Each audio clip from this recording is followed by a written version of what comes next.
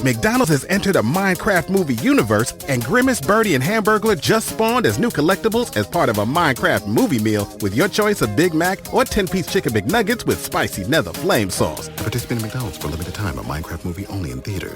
At State Farm, we're committed to uplifting Black futures. In collaboration with organizations like 100 Black Men and National Urban League, State Farm provides high school students with the opportunity to learn and apply best practice strategies for saving and investing, all while offering academic support, life skills, and exposure to college access programs to prepare these students for life after high school. Check out 100blackmen.org and nul.org to donate and learn more. Like a good neighbor, State Farm is there. What's up, y'all? It's your boy David with Black Wealth Renaissance, and I'm here today to tell you guys about Anchor. If you haven't heard of Anchor, it's the best place to make a podcast. Anchor is a free app that has creation tools that allow you to record and edit your podcast straight from your phone. Anchor also distributes your podcast across all major platforms, including Apple Podcasts, Spotify, and many others. You can also make money on your podcast with Anchor with no minimum listenership. Anchor is everything you need to make a podcast in one place. So if you're looking to get started on your own podcast, download the free Anchor app or go to anchor.fm.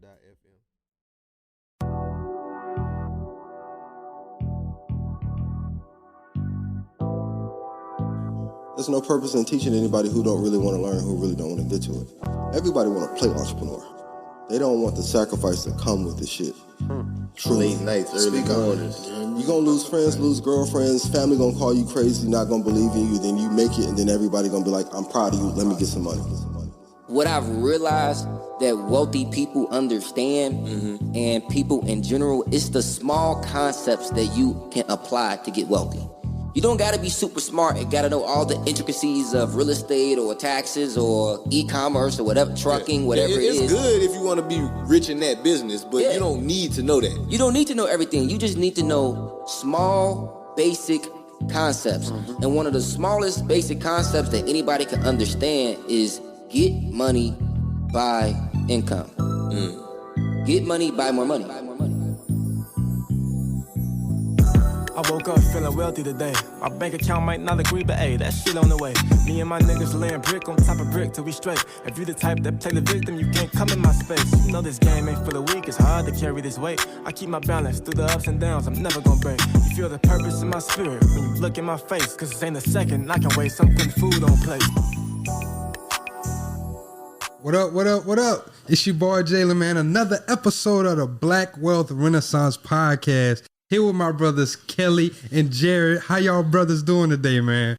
Man, great, man. We got a great podcast, man. Hey, yeah. The energy this man already coming in. Hey, yeah, man. Got me hyped up. Got me ready. Got me lit. Every time we talk to this man come in with some great energy, bro. Bro, this man just had you hype. You can't be around this man and not be hyped, bro. Like, if every this nigga time. was a coach or a football coach or some shit. I swear to God, they go in the state every year. Every year. Respect. Real shit, man. But, man, if y'all have listened to the podcast before, you've listened to one of his episodes before, we got our brother back on, man. He's doing some amazing things. So happy to be able to reconnect.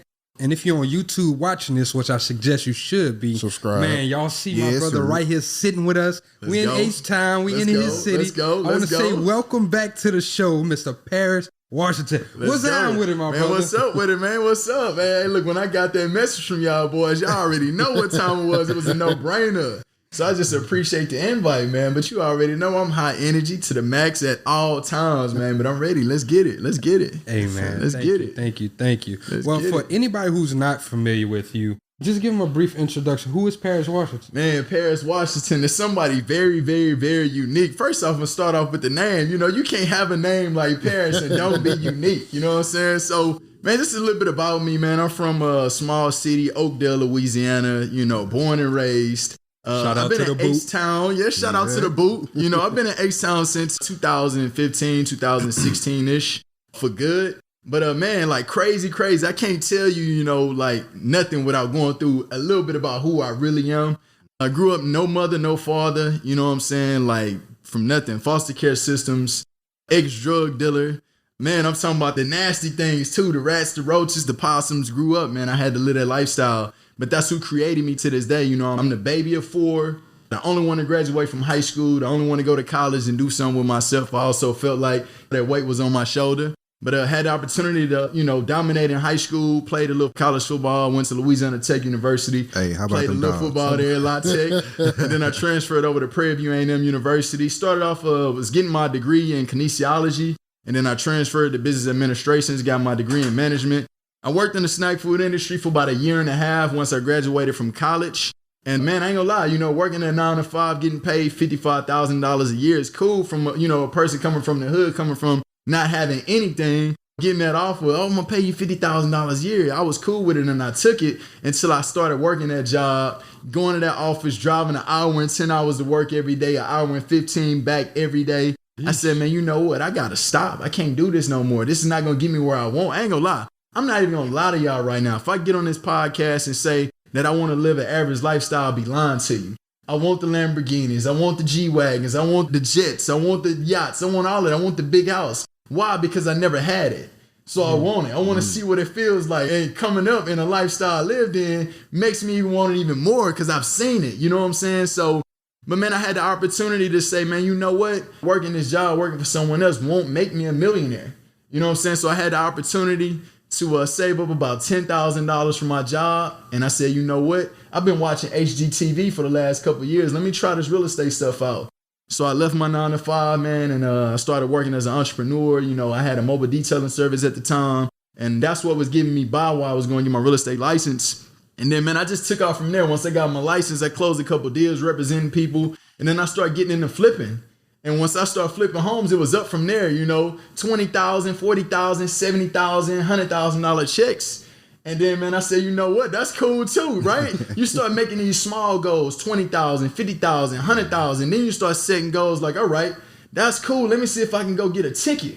I want to see if I can touch $1 million. You know, let me see if I can really become a millionaire. So then with that being said, man, I started learning how to use the OPM strategy and TPM strategy. And man, I finally became a millionaire by going over into the multifamily space, man, and just been dominating from there, bro. But that's me. That's the one and only Paris Washington in a nutshell, man. I'm ready to give y'all more energy. Let's get it. Let's go. Let's Man, get it. a lot has changed since we last talked, my brother. For sure. You just dropped that nugget about that multifamily. For We sure. definitely gonna get into that. For sure. Were you flipping last time we had spoke? I think he had just Were you started. host? I think the last time we talked, man, I think I had just kind of start transitioning out of flipping. And now, you know, I'm going to get back into flipping a little bit too, because that's really what started like climbing towards the peak of the mountain. You know, the bottom was educating myself, learning, and then I started climbing once I started flipping homes, because now I'm seeing large checks. You know, when you get a $50,000 check, you get a $100,000 check, you can make some boss moves with that, right? Facts. So now I'm starting to figure out, right, let me save a couple of these $50,000 checks, $100,000 checks, and go get into the multifamily space, which that's where the big dog's at. You can't get in the multifamily space with pennies. I mean, it's ways you can through using, you know, Syndications doing and stuff. syndications and stuff like that, and crowdfunding and different type of funding programs. But me, I was able to control my asset by saving a lot of money myself and putting a larger down payment on it so I can control the asset. This asset you speak of, what kind of asset is it? So it's actually a 21-unit apartment complex, man, located in a prime area. Man, I actually got it. It's across the street from NRG Stadium, so it's in a prime location, minutes away from the Galleria, minutes away from the medical center, minutes away from downtown. Man, it's like I say, Galleria right down the street. How did you find that? So, I mean, I actually got it from a wholesaler that was big in the game, you know, and he actually helped me put the deal together, man. So he ran across and said that he got a deal he wasn't able to take down. So I paid him $60,000 on an assignment fee, on a wholesale fee. It was a big payday for him as well, but it was a win-win situation because I was able to get that asset at, man, well below what it's actually worth today. Well below. Yeah. So That's crazy. So I kind of want to go into the flipping a little bit more too, because, you know, a lot of people do see flipping For and, you sure. know, they think it's about to be fun. I'm about to do all of this and stuff. For sure. And they see HGTV. For sure. But can we talk about some of the troubles and some of the headaches and some of them hard nights that actually come with flipping? So me, I'm going to tell you this, right? We had a long conversation the other day, right? And it was actually me and my girl, right? They say, which one is mostly important? The want or the capacity to do? I'm going to let y'all answer that real quick. Which one is the most important? I'm gonna be honest with you. Which one is mostly important, the want or the capacity to do? The want. I'm gonna say the want is the most important, right? Because see, to me, like I don't really look at shit as being hard, right? That goes to the capacity, right? Yeah. If I want it, I don't care what come with it. I'm gonna get it. I'm gonna make it happen. So now let's really get down to it, right? Just wanted to throw that out there. You know, that's gonna get a lot of the people thinking which one is mostly important, and a lot of people will say the capacity, because if you don't have the mental stability, if you don't understand, then how can you do? It don't matter if you want. But to me, I think you can create it. Because see, me, I graduated in high school. I was low. I was below. Man, I was at a 2.2 GPA. My freshman and sophomore year was a 1.9, so I'm not the smartest man in the room, right? But I create based off of the want. And nothing else matters. So getting into the flipping, right? What's the most important, the hardest thing when you get into flipping? I'll tell you this. A lot of people come to me and say, Paris, I want to start flipping real estate. The hardest thing is having the capital to do. McDonald's has entered a Minecraft movie universe, and Grimace, Birdie, and Hamburglar just spawned as new collectibles in the overworld. Now for a limited time, you can get one of 6 McDonald's collectibles when you order a Minecraft movie meal. With your choice of Big Mac or 10-piece chicken McNuggets with spicy nether flame sauce. Available now in a biome near you. Oh, and at your local McDonald's. I participate in McDonald's for a limited time. A Minecraft movie only in theaters. But a lot of people don't know that you can leverage other things. OPM, you can leverage credit cards. You can do all type of things to start flipping. But finding your contractors is another thing, because contractors, they come and go. I done been through, man, probably 70 different contractors, probably 100 different contractors since I've been in the business. Sheesh. On my apartment deal, I went through 4 electricians, 3 plumbers, 2 roofers, all types. So at the end of the day, the hardest thing is really finding a solid team, but it takes years. If you meet a lot of the greats that's in the apartment space or in the flipping space, in the agent side of the business in real estate, they tell you, man, honestly, I can't give you my contractor, because they know what it's like to get one that they can work with and be on call and understand what they're doing and understand their business. So to me, I think flipping is just building the right team around you in order for you to be successful, because you can't see $100,000 check if a contractor charges you $70,000 for the renovation. So I had the benefit to getting a contractor for $5,000-$6,000, sometimes just labor doing a whole house. So how do you find that good contractor? You say you had to go through so many. How do you keep that, especially the mindset like, bro, I just went through my 5th electrician. Bro, how the hell I'm going to find another one? Man, so it gets tough, bro. I mean, so it's multiple different ways, right? You can use Facebook. You can go out on Facebook and see all of these different groups and say, hey, I'm looking for an electrician. I'm looking for a plumber. And people really like looking for work. They want to go find work because they need to feed their family. So you just keep interviewing. But the hardest thing is keep going. Sometimes you're going to get to a point where you just want to shut down. But I mean, as long as you keep going, that's one of the hardest things too, is just keep going. You got to keep good energy. And that's why I walk in the room with energy. I come in with energy, because you got to keep it up, man. Because as soon as you lose that energy, bro, you're going to lose on your asset. You're going to lose on your profits. Sup, family? Hope you've been enjoying the show. I have a serious question for all my entrepreneurs real quick. Is your business moving forward, or is it stagnant? Don't you want to know how to get more clients, how to build better infrastructure, how to dominate in your industry? Well, you need to be at the 10th annual Run Business Conference in Dallas, Texas on July 16th. Run Business Conference will have experts teaching on trucking and logistics, government contracts, real estate, finance, credit, business automation, and so much more. Man, look, fam, y'all got to get ready to run. Get ready to run your life, run your business, and run up this bag. You're only one contract away from changing the trajectory of your business. Link is in the description to get tickets. Let's run it. Run Conference 2022.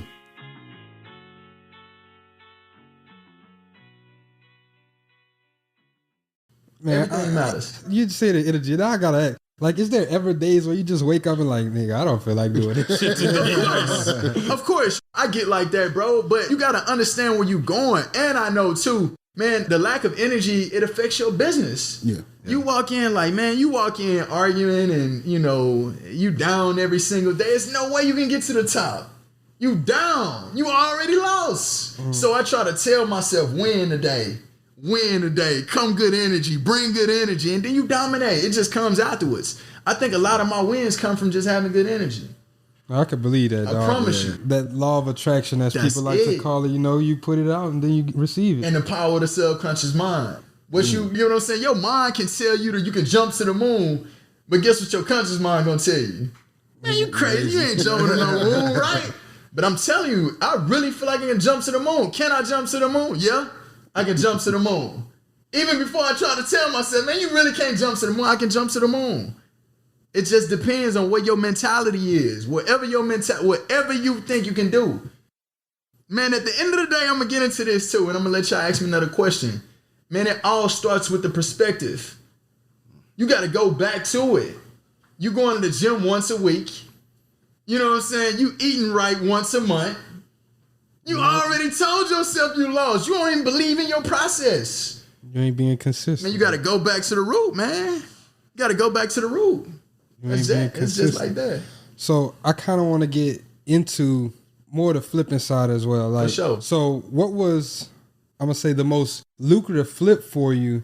And when was it that mindset shift that said, okay, I got to get out the flipping game and now I got to level up and go to this multifamily? Man, my most lucrative flip by far was my last flip that I did, and I done 100,000 on. It was like 110,000. So of course, I represented myself and made about $8,000 on the commission side. Oh, you sold it as well. And then I sold it as well, and I made $100,000 on the actual property itself. And that one was hard, right? Because you say, like, what's hard? That one I went through different contractors. I had one of my partners, bro, that's dominating the space right now, Takeover Movement Contractors, Troy Ben, slept in my property for 2 weeks on an air mattress with no furniture in it, no nothing, to help me get through that flip. I was down. I'm like, bro, I went through 3 different contracts. They said, hey, I want to buy the house, back out. Want to buy the house, back out. Want to buy the house, back out. And I'm like, bro, like everybody keep backing out for random reasons. Mm-hmm. What then? Troy say, man, look, nah, bro, you done made it too far. Let me see the inspection report. I show him the inspection report. Homie say, oh, don't even worry about it. I'm going to take everything off the inspection report and I'm going to fix it. It's going to take me a while, but I'm going to fix it. Homie didn't have no car, no vehicle, no nothing. He was just getting started. Homie bought all of his tools that he had, the little tools that he had. I brung him to Walmart. We got him an air mattress. He blew the air mattress up. I took him food every single day. Every day. The 4th person that came, I ain't gonna lie, I thought the 3rd was the charm, but obviously it was the 4th. You know what I'm saying? And then homie came through, my dude, which respect, I still respect this dude to this day. Man, he went in there and did what he had to do. And but like I said, that was my most lucrative one, man. 110,000 almost, man, just by representing myself and also selling it, made 110,000 on it. So what tips do you have for people that are maybe flipping or maybe even renovating their own home man, for when they get contractors? For sure. Like, of course, you want to vet them, right? One of my specialties, one thing that I really like to do, especially whenever you're trying to go out and get contractors, you interview them all at the same time, right? So whenever you call a contractor, don't call one because they're going to think like they the only ones available. Yep. So what you want to do is whenever you set up your meetings with your contractors, you need to set up meetings with 7 or 8 different ones. If you interviewing electricians today at 12 o'clock, you need to tell them boys that, hey, I got availability to meet you. I got a big project I want you to do, but I have to meet you at 12 o'clock p.m. today. Can't meet you at no other time. So whenever they show up at 12, they seeing ABC electrician, 1, 2, 3 electrician. They already know what time it is. They already know what time it is. You done turned it into a bid war. I done turned it into a bid war. You got to get strategic when it comes to this. You got to get strategic. So whenever I say I had one contractor renovate my property for $6,000, he was doing a lot of the stuff that the trades didn't do. You know, like the electricians, you know, he wasn't doing that. He wasn't doing AC. You know, he wasn't doing my plumbing. Well, he did a lot of the minor plumbing, but I ain't had to do major plumbing on a lot of my stuff, right? If I had to do a rewire, I still can get electricians for the low just by making them going into a bidding war. That's one of my strategies on letting people who trying to get into the game, letting you know what to do. And another way is, like I say, OPM. Go get your credit score right so you can use the bank money. See if you can get the lines of credit. See if I would have started all over again, I wouldn't have used my money. That's what I tell people every single time. You do not have to come up with 20. People say, oh, I don't have $20,000 to flip my first house. That's what it's going to cost you, $20,000, $30,000. It might cost you $15,000, but on average, $20,000 to $30,000. How do you get that? I ain't got $20,000, $30,000. Well, start wholesaling. You don't need money to do that. Go get your real estate license for $1,200 and then sell 2 houses. There you go, $12,000 right there. You close to your first flip. So no excuses, capacity or won't. How you gonna take it? Sheesh. Now I kind of want to get into that real estate license side before we get into the big project. For sure. So you also sell as well. So like, how advantageous is that for you that you can sell? Mm-hmm. You also on the investing side. For sure. Like, what type of advantage does that give you, dog? It's a huge advantage.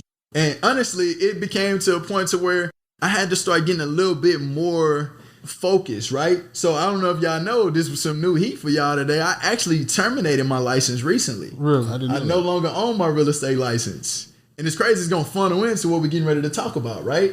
So I terminated my license in order to stay focused, right? It's cool to get into a space and dominate that space, but I always tell people, man, like, don't be a jack of all trades and a master in none, right? So even though I'm still within the real estate space, I'm still like being a jack. Mm-hmm. I like the master. So now I'm switching over to I'm only heavily focused on one area. I'm only heavily focused on the multifamily space right now. But the benefits of having your real estate license, if you are flipping or if you are in the real estate space, you able to gain access to the MLS. You understand how to comp your properties. You understand the market. You understand if it's a seller's market, a buyer's market, because you in it every day. You know what buyers want. You know what sellers need. Mm-hmm. The downside to it is it's kind of hard to be on the wholesaling side of things and be an agent because it's kind of unethical. Mm-hmm. Because they teach you in the school of real estate that if a seller's house is worth $200,000, why are you as a licensed agent going in there and saying, I want $100,000 for your house? Yeah.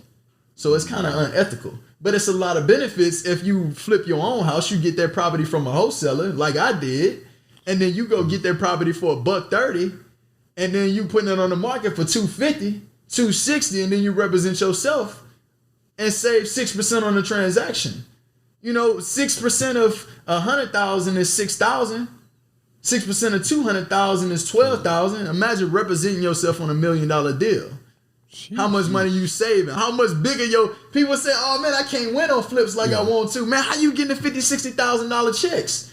Because I understand the game and I also knock out the middleman. I represent on all levels. So why would you terminate your license if you're going to lose money then at that point, right? No. Because my girl is a licensed real estate agent. Boy, that's a bar right there. So I'm going to let my girl represent me. Chestnut chickens. So now it allows me more time to focus heavily on what the hell I need to do in order to win in life. Get focused, my people. Check your perspective. That's all right. So I got a question. So some people may be listening to this and thinking, well, okay, if I want to get a real estate, I got to get a license. Is that true? No, you don't. You know, so people reach out to me all the time in my DMs and say, Paris, I want to get into real estate. And my first question is, what type of real estate do you want to enter into? And guess what people say every time? I just want to get into real estate.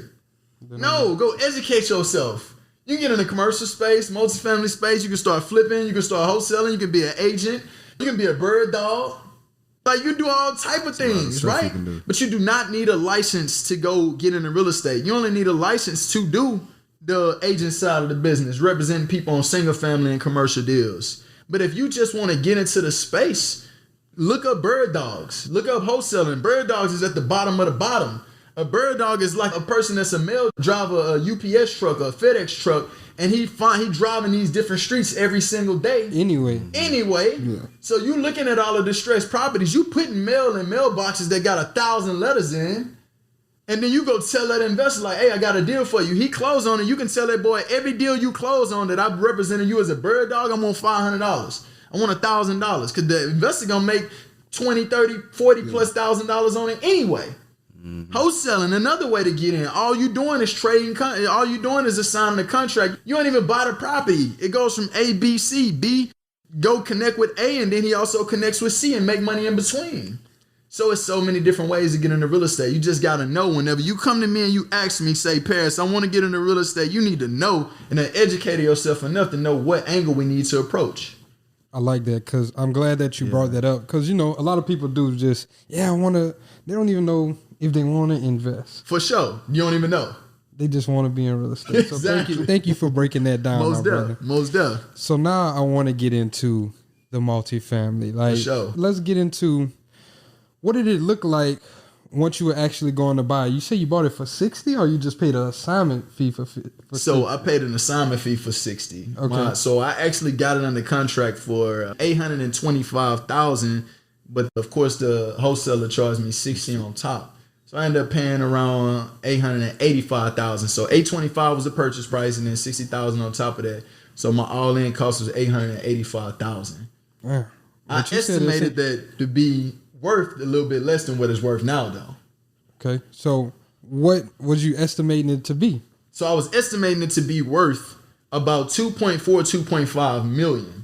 You know, once I got my NOIs to where I needed them to be. People gonna say, what the hell is NOIs? NOIs is net operating income. That means the amount of money that you net after all operating expenses.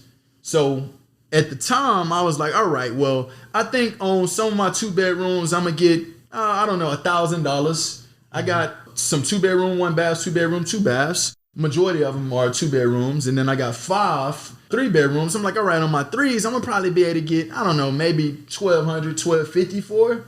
And on my 1 bedrooms, I'm gonna get maybe $800, $900. As time went on, y'all know the market went crazy recently. You know, rents went up. Rents went up. It went up down. Crazy, bro. And it's crazy mid project, bro. I went up almost $1 million on value. I went from almost, right? We went from me estimating it being 2.4-ish, you know, all the way to about 3.2, 3.3. Just by bumping my NOIs, bro. Like, it's crazy. You're bringing in crazy amounts of money. Now, I got 3 bedrooms going for $1,600 right now.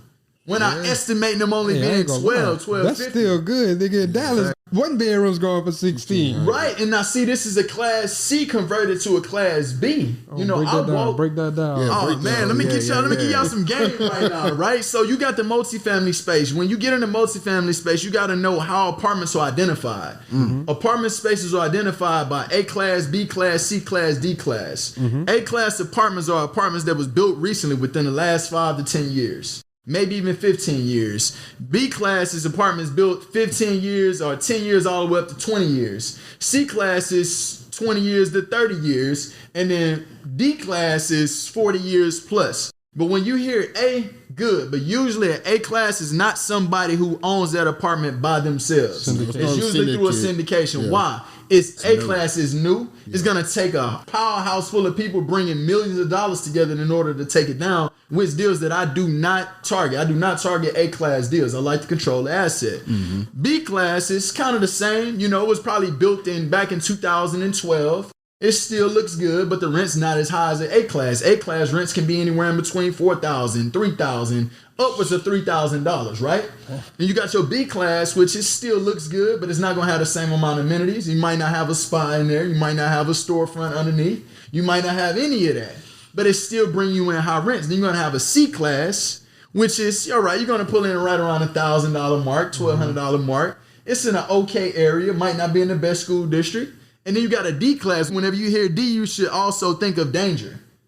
Always think of danger. It's going to be in the hood. It's going to be in the slums. I'm talking about you really don't even want to go there to even put a hammer to the nail. It's scary hours.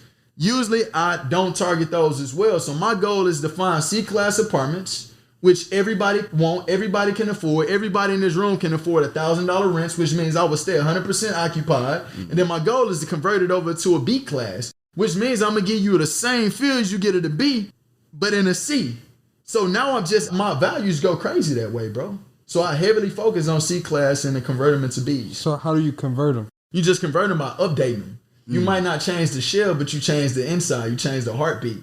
You change the blood flow. You change the muscles. You work it out, right? So you get in there and you update everything. The floors, the sheetrock, the carpet. You update the whole electrical system, plumbing system. And there's ways to kill on your NOIs, right? Because the goal is to get the expenses down. So if this apartment was built 30 years ago, 40 years ago, the electrical system, everybody was on one panel. So now I put everybody on separate panels. I run everybody and put everybody on separate panels. Now, so instead of the landlord being responsible for the electricity bill, now the tenants are responsible because I put everybody on separate meters. So, I mean, you just changed the whole structure of the building, bro. So when I first bought it, the rents were going for $650, $700. The game changed now. My 2 bedrooms are going for $1,350. Jeez. So I double up. Y'all heard that nip double up, man. I'm telling you. All right, so you spoke on the importance of controlling your assets. For sure. Why is that important for you? Man, it's super important to me, bro, because, man, I ain't gonna lie, you know, dealing with partnerships is not easy, right? So syndications is not easy, right? I talked to a heavy hitter that was in the e-commerce space recently, bro, and he said, man, he kind of got out of the e-commerce space because, of course, he was on the sales side. People was getting in, and then he was finding out that, you know, people wasn't seeing the returns that they wanted to see. See, I can go in a struggle and start hurting for a couple weeks or a couple months or a couple years when I'm hurting, right? So, but if I got 50 people on my team and 50 people not being able to feed their family this month, that's a problem. That's a problem. Yeah. Big problem. So I prefer to go in and I might bring on an LP or a GP, you know what I'm saying? But it might be 1 or 2 people. But in the future, I may get to that point to where I want to bring in people and not really control as much. But I think if I can control the asset as much, not being selfish, but now I'm able to grow a lot quicker. Or you can just go straight into syndications, but you just control a smaller piece of the pie. 8%, 9%, 10%. You know, if I'm going to it and control the asset myself, I can control 80+% of the project, maybe even 100. It really just depends. And that makes a lot of sense too. Like, and that's really like, that takes a different level of just like maturity and responsibility to just be ready to say and admit like, hey, like I'm cool with taking on the risk for me. For sure. I don't want to take on the risk for other people. Exactly. You know what I'm saying? Like I'll take it on for me. I know what I can do, you know? Exactly. That's what it is. Hey, that makes a lot of sense though. For sure. I kind of want to go back into the complex. So once you bought it, how long did it take for you to renovate it, to upgrade it from a C class to a B class? It took me from September 2020. This episode is brought to you by LifeLock. It's tax season, and we're all a bit tired of numbers. But here's one you need to hear. $16.5 billion. That's how much the IRS flagged for possible identity fraud last year. Now here's a good number. 100 million. That's how many data points LifeLock monitors every second. If your identity is stolen, they'll fix it. Guaranteed. Save up to 40% your first year at LifeLock.com/podcast. Terms apply. Till about November of 2021. So about a year and 2 months, somewhere around there. So I have a question as far as like, so with that conversion, right? So with a C to B class, right? Is this a home inspection now, or not a home inspection, but like, am I getting an inspection done? What's qualifying or changing the status from C to B? Is that just me knowing that, like, or investors just identifying it? There's no code on it. It's really based off of like, it can be based off of rent prices too, right? It can be based off of the field. Like you walk in here, what would you consider this, an A or a B? What would you consider it? A. I'm considering this one an A. A, right? Yeah. So everything looks really damn nice. It's new. Everything looks new. Looks modern. If you walk into my units right now, they look just like this. Okay. But they were C's though. They were C's based off of it being 30 years old. The rents was only at 600, 700, somewhere around there, right? But now my rents are getting closer into the B status at $1,500, $1,600 price points. You probably not gonna see a C class apartment at $1,600 price points. So you change the inside of it, you renovate it, and then by pushing the prices up to where it needs to be, that's what pretty much converts it over into a B. It's the amenities, all the things that's surrounding and stuff like that too. I got you. Laundry rooms, all of that. I got put one of those there too. Oh damn, yeah, you set them up nice. Yeah. So I got a question. So like, while you're converting it and upgrading it, are people living there, or is this like vacant? Like, what's going on? So usually, whenever people find projects like this, bro, they hurt for a while, right? Yeah. So I got lucky, bro, because I had 8 out of the 21 units. 8 out of the 20. Let's not forget, I converted a laundry room / storage room into a unit, which converted it to 21 units. But I had 8 units out of the 20 filled already. But out of the 8, only about 4 or 5 of them was actually paying rents, right? The seller was a distressed seller. He was a slumlord. He really didn't take care of the asset like he needed to. His asset management was horrible. That's why the project was in the shape that it was in. The 8 units that was filled, the other 12 units was kind of like a storage space. There was old units, but the building was kind of shut down due to it being in fire damage. So I got lucky that the 8 people that was there, new sheriff in town, you pay your rent or you get out. This was before COVID. Nobody can say, oh, COVID here. You know what I'm saying? COVID was getting ready to hit though. But at the time I was able to have the tenants, the other 8, my mortgage was around $6,000 at the time on the loan that I have right now. And that's for the 8. That's who paid. For the 800,000. $800,000. That's for the $800,000 plus. I had about another $300,000 in construction loan added into it. Yeah. So my loan amount was right around 1.2 million. And you only paying $6,000? I only paid $6,000. I was only paying $6,000 a month for that. Jeez. But that's with a $250,000 down payment out of my pocket. Yeah, Okay. that's the only reason what pushed that down. Because I came up out of my pocket $250,000, $250,000. Only way I got that $250,000 is by flipping, guys. By flipping real estate too. It all came back full circle. It all come back full circle. So back into like just the renovation process, right? So you got 8 people paying the rent. Exactly. So now you're able to fully focus on the other units and get those up to date. Exactly.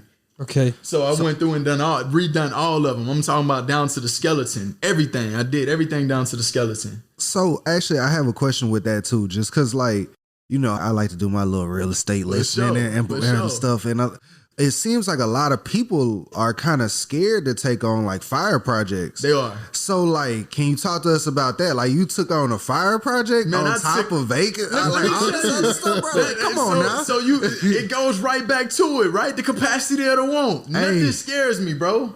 Nothing. I'm gonna tell you, I ran across my third flip was a foundation issue so bad I can put a ball in the back of the house into the road to the front. Ooh. This is no BS. I can put a ball in the back of the house, in the back, right here, into the road all the way to the front door. I ain't gonna lie. At that time, I was scared. Don't get me wrong. It's like, what the hell I got myself into? I'm looking like, damn, but I know for a fact, if I do it right, I can make about $70,000, bro. I know I can. Man, so one of my dudes said, hey, man, that's nothing to me. Hey, it's either you gonna take it or I'm gonna take it. I'm gonna show you what to do with it.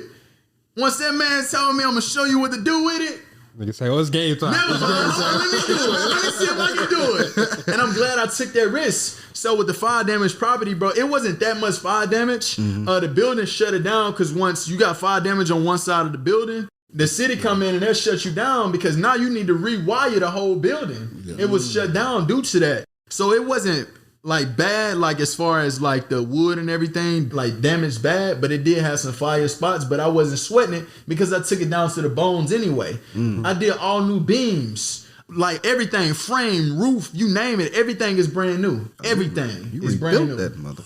Everything, you name it, is brand new. If you walk into my units right now and you look at anything, it's brand new. It don't matter what you look at.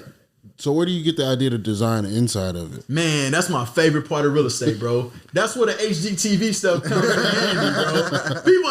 People get into real estate and they hate HGTV. They say you can't relate to it. To me, you can.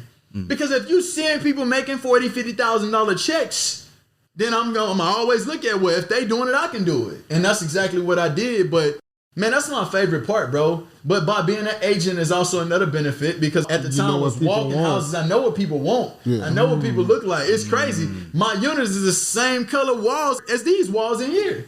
My trim is the same color. My hardware on my cabinets, I got them same cabinets in my unit right now. That's crazy. And y'all staying here, right? Yeah. Exactly, because I understand the market. That's the benefits. But HGTV do come in handy for stuff like that. Because you're able to see what people want, and then I'm able to do the same exact thing and add my own touch on it. Because we sure looked at the Airbnb pictures like, man, hey, that's nice. That look nice. Yeah, man, I put a nice... Yeah, and that was actually my first Airbnb too, but the benefit of that is I put an Airbnb in my own space. I own my apartment. Let's talk about that, man. Let's talk about how you added a space inside of your apartment complex. Man, a space. A space, right? So when I first seen the space, I was just like, dang, like, all right, well, I don't need storage space. Like, I don't need the storage. And then the laundry room is like, all right, that's cool. I can still add a laundry room. I just can move it over to the side. So let me convert this space. So when I brought in my contractors, we was already turning most of my units that was only 2-bedroom, 1-bath. So I was converting them into 2-2s because I know the primary room don't want to share a restroom with their PP son or somebody that likes to use the bathroom incorrectly, right? So I know for a fact I need to turn these units into 2-2s, not 2-1s. So while they was there breaking the concrete, you know, I said, hey, look, that space across, I want to put a kitchen in there and I want to put a restroom. And like with this little space right here, I'm like, yeah. And what motivated me to do that, when I was on an interview with y'all 2-3 years ago, I told y'all how I was spending only about $1,400, $1,500 a month, right? Want to know why? because I was in a small space the size of my studio apartment, my Airbnb I just put on my apartment. It motivated me. I stayed in the apartment the same size as the Airbnb I just created. And I was only paying $666 a month. So I said, well, if I paid that to stay in a space like this, I know somebody else will. For sure. So my expectations was only to get about $800, $900 a month from it because of the location. Mm-hmm. Houston, Texas is going to play. You know, rodeo, go crazy. Mm-hmm. You know what I'm saying? Medical students going to want to come in, especially from COVID. Yep. They going to rent this space. You got traveling nurses. I got the traveling nurses, right? But my expectation was to only get about $800, $900 a month from it until I was like, man, you know what? I don't have an Airbnb yet. I want to put it in these other ones, but you see, at the same time, you really don't want to put it there because you can't refi right. Because I'm going Freddie Mac. Freddie Mac don't count Airbnb income towards your NOIs. They want that. They want long-term tenants. They hate STR. They hate it. Short-term rental. They hate it. They won't count it as income. So I just took that one space and turned it into an Airbnb, and I love it. Like I said, I put it up about a week ago, but 4 days after I put it on Airbnb, somebody booked it for a whole month. So almost $2,000 a month in income, in which I was only estimating to get $800, $900 a month from. The whole complex is it's a cash cow, though. It's crazy. It's a cash cow. Come on, man. I got to go pull up on that couch. Let's do it. I'm telling you.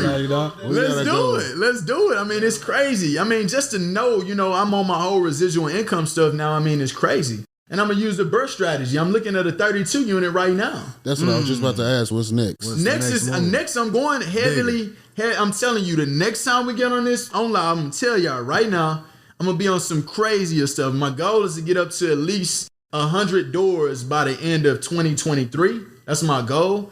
And all you do is you just recycle the money. So I use a burst strategy. If y'all don't know what burst strategy is, a lot of people may know, but a lot of people don't. Is you buy the property, you renovate the property, you rent out the property, you refinance the property, and you repeat.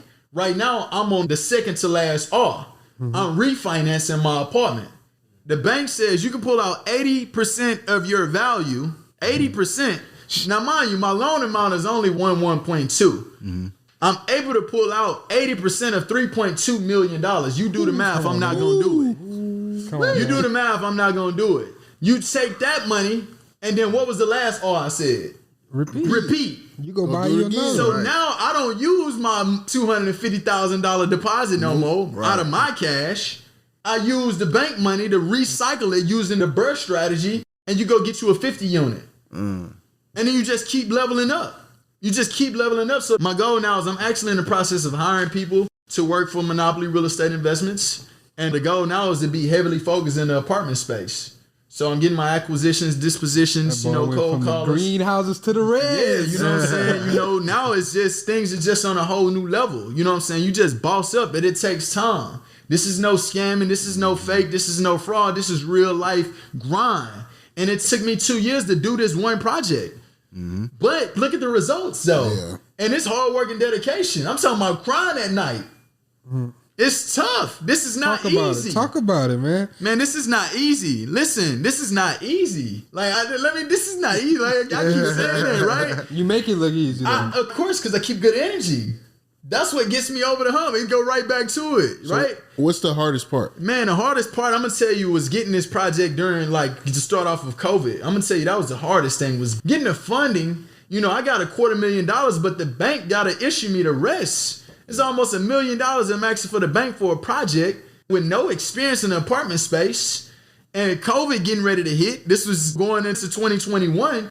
COVID getting ready to hit. February, March is when I'm under contract on this deal. And the bank saying, nah, I'm not lending you on this project. The bank that I've been using on my flips, I get discouraged.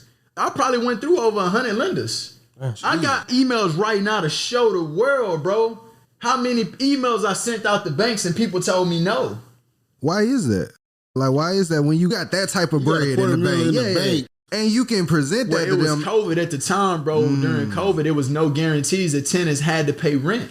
How are you going to pay rent whenever people losing their job? That makes sense. So imagine, bro, I'm letting y'all know right now. Hey, I'm letting y'all know right now. Let me put that in the mic. I'm letting y'all know right now that it took me a whole 2 or 3 months of straight focusing on where is my lender. Damn.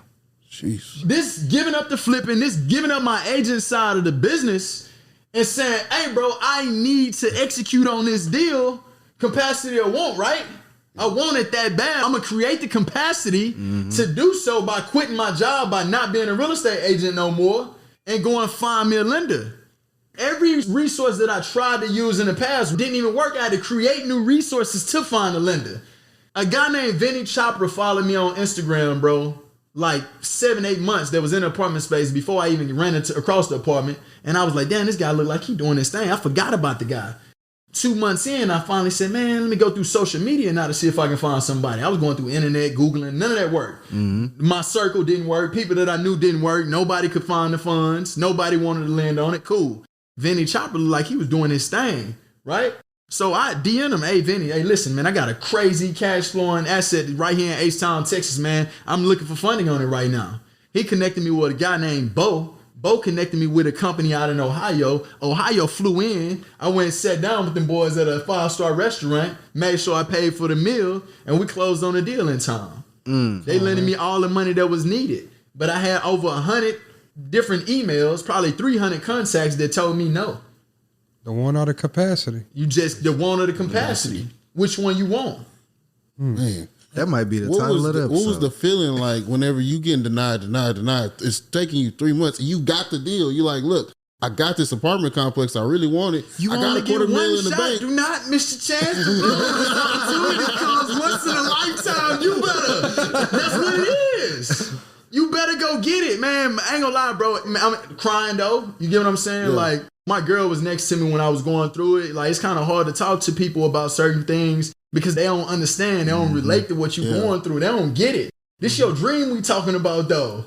This your dream. This goals we talking about right now. So having somebody next to you to talk to and somebody saying, man, now you got this is what you need. You know what I'm saying? But it was tough, though, bro. Like, I ain't gonna lie. But that's just 3 months of that. I had 3 or 4 months of the seller the seller trying to back out. I spent $20,000 on an attorney before I even closed the deal. Oh man, What? Oh yes, sir. What happened? Man, he tried to back out of the deal, but luckily I had the right things in line. You know what I'm saying? I filed a memo and I had a list pendants in line and made sure that he couldn't back out of the deal. He probably got a better offer. He got a better offer. I had people coming behind me. Actually, somebody that I know, after I told them about the deal, went and told somebody else, and they tried to come and get it out. They tried to backdoor me, but they not knowing I had a memo in line, and the memo list pendants filed on the property. It was nothing that he can do about it. So I had to hire an attorney, which hit me for $20,000. That's how bad you gotta want it. A deal I spent $20,000 before I even bought the deal. Who gonna take that chance? Who gonna take that risk? Man. This is real shit. So what was that clause? You said you put a memo and a pendants on it? I put a memo on the list pendants. So explain that to me. So with both of those, it pretty much just for people who out there that don't understand, like a memo is just saying like, hey, listen, like this guy agreed to it. Like it's on paper. Like this guy agreed to this in front of attorneys and he pretty much signed and said, I'm selling this property. And the list pendants is like a small lien. Like we got this under contract right now. You can't really market this property to nobody. That's kind of like, what's the shit that you put down? Almost like a down, like you talking about like earnest money. Yeah. Similar, but like it's a little bit more serious. So for those, do your research on the memo and list pendants. It's very important, even for wholesalers. I know people that do a memo on the list pendants on the property, even on small deals. You guarantee to get the deal. That seller sign off. You put that memo in that list pendants, it's a wrap. As long as you got everything properly done in that contract, it's a wrap. It's yours. As long as you perform. But see, I couldn't perform off my contract because he was trying to back out. So he actually hurt himself because if the guy would have let me attempt to perform, I couldn't perform because I couldn't find the funds. Oh. Yeah. So imagine where I was at mentally, bro. You're like, damn, I'm about to lose this shit, dog. Yes, sir. This is tough. This is not easy. It's not easy, bro. Sheesh. But when you see like, damn, I got this. I can get this for $800,000. You know, it's potentially worth 2.3, 2.4. Later on, is not knowing it's about to go up to 3.2. That's why you take your risk. Take the risk or lose the chance. It's simple. Now, most people will be like, all right, I did all this. I went through all this shit. Now, it's not working. I got to repeat this? Yeah. You know. Hey, bro, you know what's up? The crazy thing about it is, you know, I never once thought that I was going to lose, though. Yeah. I never once thought that I was going to lose. I ain't going to lie. If I would have lost that, though, it would have been heartbreaking. Y'all probably wouldn't even hear me talking about multifamily, right? I'd be like, fuck that shit. But I'm letting y'all know, bro, those are the moments that create you, though. Those are the moments that create you. Man, now I got my money team aligned. I'm able to tackle the deals. The lenders was like, hey, man, you ain't got your contract lined up properly. Because remember, I was using all of these different resources. You can't do that. You got to have one contracting team. And it's so crazy, man. You know, I ain't going to say no names, but I sat in class with a dude at Prairie View A&M University that I gave the opportunity to represent me on this project on the contract side of it. And he burnt me for over $40,000, $50,000, $60,000. Oh, man. This is a brother that I sat in class with, was trying to build long-term relationships with. So imagine that. Imagine your rehab budget getting hit for $50,000. God. So it's part of the game. But at the end of the day, you take the risk or you lose the chance. You keep going no matter what. You create the capacity just by wanting it, right? That's what I'm saying. So it's a lot. It's not easy, right? But at the end of the day, you got to look now. I'm 90% occupied. I'm bringing in $20,000+ a month off of the asset. It don't matter, but you gotta look at the end. Check your perspective. If it's worth it, it's not going to be easy. There you go. If it's worth it, it's not going to be easy. I got 2 more things I want to get in before we wrap this one up, bro. So the very first thing was you said you didn't have any experience and lenders really wasn't messing with you for sure. Did you have to bring someone on who did have experience? I did. So initially got the apartment and I found out that, of course, the lenders don't want to lend. You got people that are sign on a loan for you. People just will sign on a loan for you for 5% of the deal. So that's actually what I actually did. At the beginning, I said, hey, listen, I met a partner, somebody that was already in the apartment space, already grandfathered into Freddie Mac. You kind of want to go the Freddie Mac route on the back end on a refi because you're able to get better interest rates. It's a better deal. And I was like, this is a win-win. So if I bring him in at 5%, I keep 95% of it. I'm still controlling the asset as much as possible. Let's do it. And then I eventually said, you know what? I'm going to give you another 5% if you bring $50,000 to the table. The guy gave me $50,000 up front for me to give up 10% of the asset. The NBA playoffs are here, and I'm getting my bets in on FanDuel. Talk to me, Chuck GPT. What do you know? All sorts of interesting stuff, even Charles Barkley's greatest fear. Hey, nobody needs to know that. New customers bet $5 to get $250 in bonus bets if you win. FanDuel, America's #1 sportsbook. 21 plus and present in Virginia. Must be first online real money wager. $5 deposit required. Bonus issued as non-withdrawable bonus bets that expire 7 days after receipt. Restrictions apply. See full terms at FanDuel.com/sportsbook. Gambling problem? Call 1-800-GAMBLER. That's a win, though. So it's ways, So if the banks say, that was at the beginning. If the banks say, like, hey, you don't have no experience, you can go find experience and just have them sign on a loan. People just sign on a loan for 3%, 4%, 5% of the deal. But that's nothing, you know what I'm saying, on a huge asset like that. Damn. And one of the last things I wanted to get into. So once again, you had 90% occupied. How many of those original 8 were able to stay? Anybody still there? That's crazy, bro. I don't know if y'all boys seen my Instagram why I evicted a guy. He had a whole bunch of... You seen that, right? So go follow me on Instagram, Real Estate Paris _. If you go on, I got a video why I evicted a guy recently. He had some crazy stuff in the unit I ain't gonna speak about on the podcast. But it was funny. It went for a crazy amount of views on my stories and on my page. I gotta go check that out. So out of the 8, bro, 1 was a maintenance man. I got him out early. I didn't really need him no more. I had my own contracted team. I was down to 7. About 2 months in, 3 months in, I had a guy that was selling a lot of drugs on the complex. The goal is to control the asset. You need asset management. You can't bring in tenants saying you want to, charge $1,600 a month. You got people on the site selling drugs. So I was able to get him out. And then another guy, I ended up getting him out probably about 6 months ago, right before I started transitioning and putting new tenants in. And then probably about 2 months ago, it took me an additional 4 months to get this next guy out because he was finding loopholes. He hired an attorney and was finding loopholes on how to actually stay in. So out of the 8, I'm only down to 4 that's original. I didn't renovate those 4 units, but I renovated the others. So 17 out of the 21 are completely remodeled, and the 4 are still kind of in existence as they were whenever I bought the building. Hey, man, that's dope, dog. And I also was able to raise their rents based off of what's going on next to them. Like I said, some of the rents was $600, $700. Now I got a 2-bedroom that was only paying around $750, now paying $1,050. You know what I'm saying? So it's just ways to win in the game, though, bro. That's ways to win in the game. But hey, it's level up season, though. This is just one. right? You just keep going. You keep going. You keep going using the burst strategy. Refund and just repeat. Hey man, appreciate you for all this game. You've been dropping this has a lot been of an gems. amazing episode, my Great brother. energy, man. For sure. Facts, always. So we got one last question. Go for it. What is your favorite personal finance tip or strategy or, lifestyle that you live by that you can share with the audience? Man, mine's is still almost the same as it was the last time I spoke with y'all, man. In order to succeed in life, the goal is to live below your means until you can reach a level to where your assets is paying for your dreams. Your assets is paying for your cars. Your assets are paying for the house.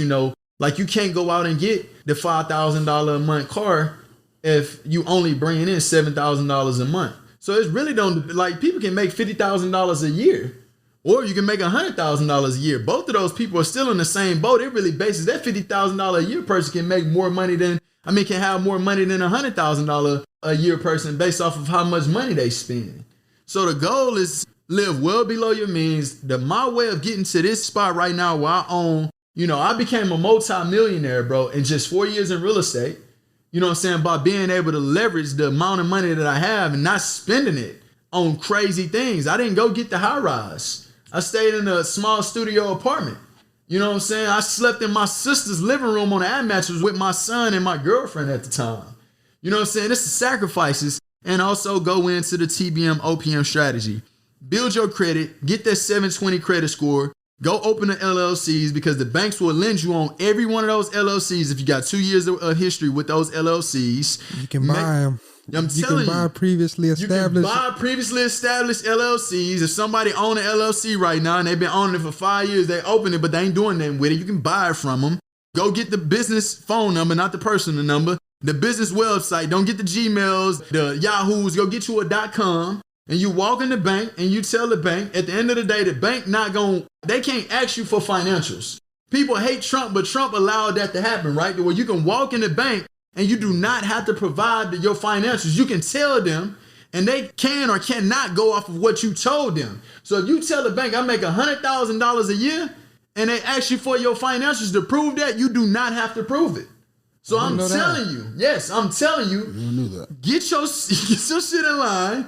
And you can go use the bank money. Go get you some lines of credit, bro. Make sure that your LLCs are not in the name of real estate, because when the market crashed in 07, 08, those names of people be pulling out all these loans were affiliated with real estate names. Yeah. So make sure you do not name the company that you're getting funding out of a real estate name, or they will deny you. So you want it to be named something totally different. Black Wealth Renaissance. What is that? The bank don't really know, right? Mm-hmm. We know as a community, everybody know, but the bank don't know. But if you go in and Black Real Estate something or Monopoly Real Estate Investments, I don't get funding out of Monopoly Real Estate Investments. I get funding out of a different company. Mm-hmm. So just know yourself. OPM, man, live well below your means until you get to where you want to be at, man. That's one thing that I'm going to give back and tell the people they need to do in order to be successful. Financial tip. One capacity. Appreciate you again, my brother. Man. For sure. Episode. For sure. Let the people know where they can follow you at, tap into you, see everything that you got going on. Man, y'all can check me out, man. Real Estate Paris _ on Instagram, and of course Paris Washington on Facebook, man. I'm not really on Twitter and stuff like that, but y'all can definitely follow me on Instagram. That's where I do a lot of my heat. I'm getting ready to get a little bit more active on YouTube, but my YouTube channel is called The Biggest Purchase. Of course, because real estate is one of the biggest purchases, known to man. Mm-hmm. But man, y'all definitely tap in with me, man. Hit me up, Real Estate Paris _ if y'all trying to get it on Instagram.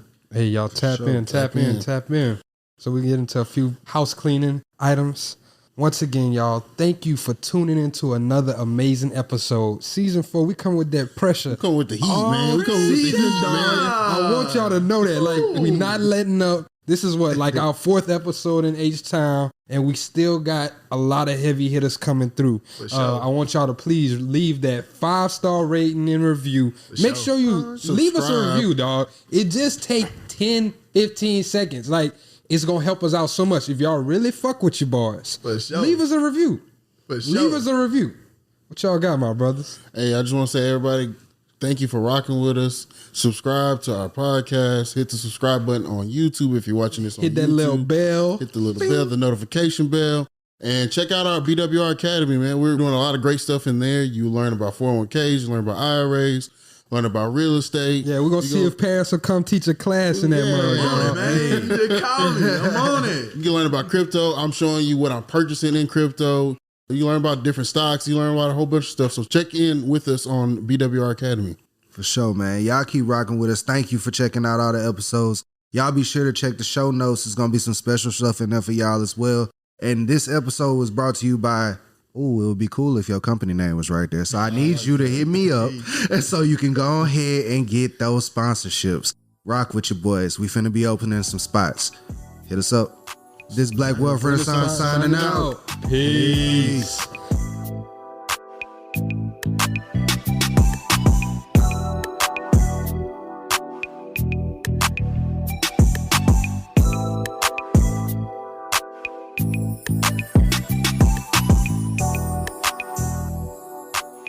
When it comes to clothes, it's great to have options, but having pieces that you can wear anywhere is a must for everybody. That's why American Giant makes clothing that fits into your life seamlessly, with quality you have to feel to believe. And with an impressive selection of staples to choose from, there's something for everyone. So whether you're on the hunt for the perfect t-shirt, a solid pair of jeans, or super soft sweatshirts, American Giant has what you're looking for. Each American Giant piece is designed to last and created with commitment to doing things better. And all their products are made right here in America. Because keeping things local ensures the kind of quality you'll feel and appreciate for years to come. Discover the American Giant difference today. Shop wear anywhere closet staples at american-giant.com. And get 20% off your first order when you use code WA23 at checkout. That's 20% off your first order at american-giant.com, promo code WA23. 92% of households that start the year with Peloton are still active a year later. 92% because of a bike? Not just bikes. We also make treadmills and rowers. Oh, let me guess, for elite athletes only, right? Nope. It doesn't matter if you're an avid exerciser or new to working out. Peloton can help you achieve your fitness goals. 92% stick with it. So can you. Try Peloton bikes, tread, or row risk-free with a 30-day home trial. New members only. Not available in remote locations. See additional terms at onepeloton.com/home-trial. McDonald's has entered a Minecraft movie universe, and Grimace, Birdie, and Hamburglar just spawned as new collectibles in the overworld. Now for a limited time, you can get one of 6 McDonald's collectibles when you order a Minecraft movie meal. With your choice of Big Mac or 10-piece chicken McNuggets with spicy nether flame sauce. Available now in a biome near you. Oh, and at your local McDonald's. I participate in McDonald's for a limited time. A Minecraft movie only in theaters.